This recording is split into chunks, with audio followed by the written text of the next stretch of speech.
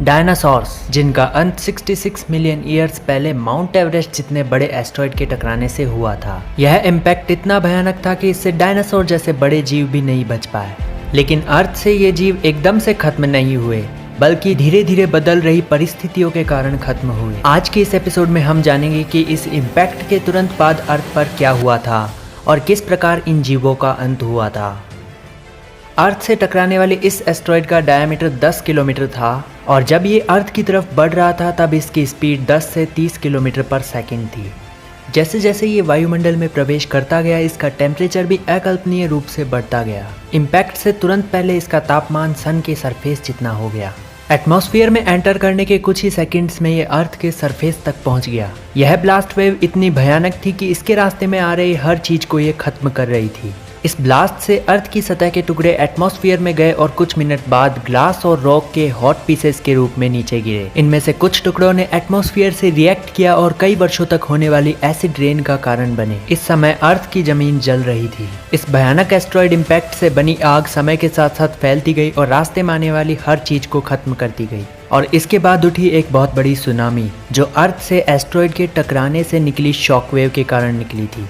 इस सुनामी की height 10 metre थी, जो अभी की तुलना में 30,000 गुना ज़्यादा पावरफुल थी। इस सुनामी की वेव जहाँ जा रही थी वहाँ सब कुछ डिस्ट्रॉय कर रही थी। लेकिन इन सब के बाद भी कुछ डायनासोर सरवाइव कर गए, पर अभी भी बहुत कुछ होना बाकी था।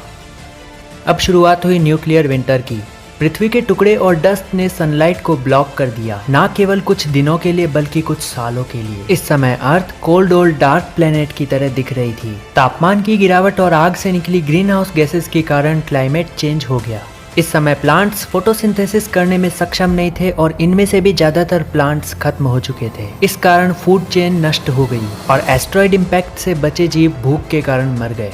कई वर्षों तक हो रही एसिड रेन के कारण इकोसिस्टम को भी नुकसान पहुंचा। ओशियंस बहुत ही ज्यादा एसिडिक हो गए, इसलिए ओशियंस में रहने वाले जीव भी सरवाइव नहीं कर पाए। इनिशियल ब्लास्ट के साथ साथ लंबे समय तक चल रही इन कंडीशंस के कारण अर्थ की 75% लाइफ खत्म हो गई और जब डायनासोर्स ने अपनी आखिरी सांस ली तो अर्थ एक एम्प्टी प्लेस बन गई। पर इसके बाद एक नए युग की शुरुआत हुई। 1000 ईयर्स बाद तक अर्थ उन कंडीशन से धीरे धीरे रिकवर हो रही थी, लेकिन टेम्परेचर अभी भी ठंडा था।